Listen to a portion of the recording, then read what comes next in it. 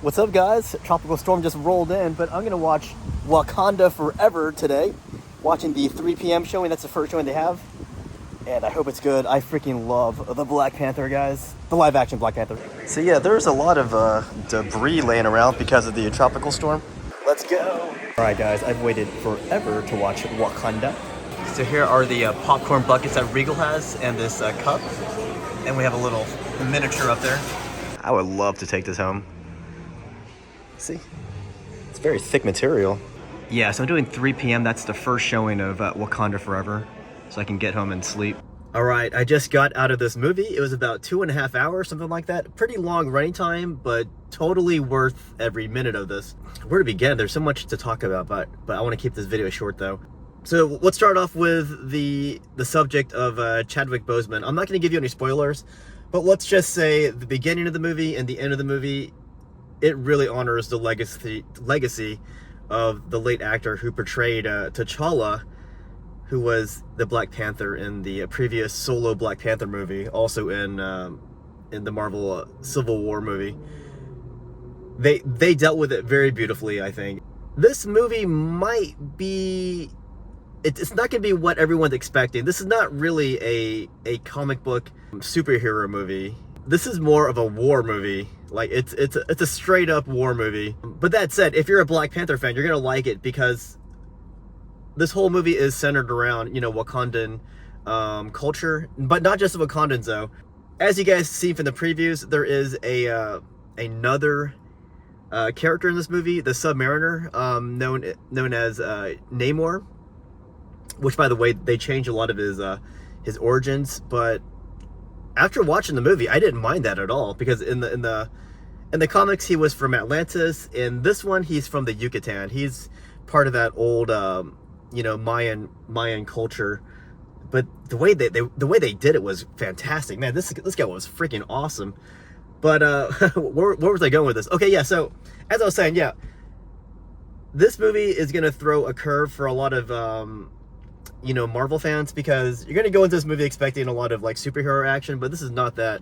This is a war movie, and it takes quite a bit to get to that stage. So I think like it takes like 20-30 minutes of talking at the beginning before you realize that this movie is steering into the direction of a war movie. But they did it so well. Like, this movie's great. At times this movie's beautiful. And I love the way they dealt with Namor. Some people, you know, some comic purists might be upset that they changed his origins from Atlantis. I heard the reasons why they did that was so that people didn't think of Aquaman. But this guy is definitely not anything. He's nothing at all like Aquaman. The live-action Aquaman movie was good, but this version of Namor blew Aquaman out of the water. He was so much more interesting, so much more charisma. And if you guys don't know, Namor is more of, he's not a hero, he's more of an anti-hero. Yeah, he's an anti-hero. He has noble intentions, but the way he goes about achieving these intentions are kind of in that gray area. So you definitely can't really classify him as a straight up, you know, a good guy. He's not that. He's an anti-hero. And they did a good job with that. They did a very good job with that.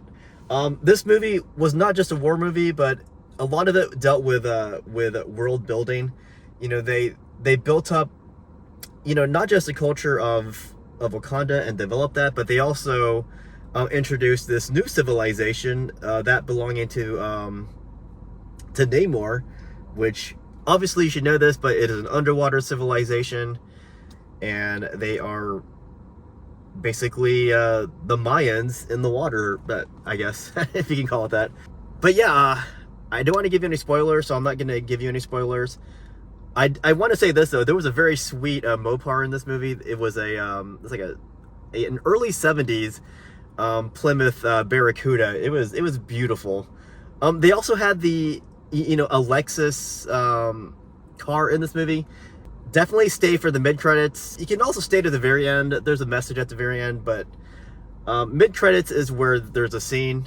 End credits, there's not a scene at the end, but there's a little message at the end. Gosh, what else to say about this? Yeah, I love this movie. It was great, but I can't say comic book fans are gonna be into this, because again, this is more of a war movie, which I'm already into war movies, and I think they did a great job doing this, especially having two different contrasting civilizations with different approaches to war going at it. The way they brought about their battles was fantastic. But you got to sit through that first 20-30 minutes to get to that stage, though. If you stick with it, you will be greatly rewarded with a fantastic movie that not only highlights, the Wakandan culture, that not only honors Chadwick Boseman and the Black Panther legacy, but it also introduces a new character, Namor, who was very awesome. I love him, and his civilization as well. So that's my take on this movie. Highly recommend, but don't expect a straight up superhero movie.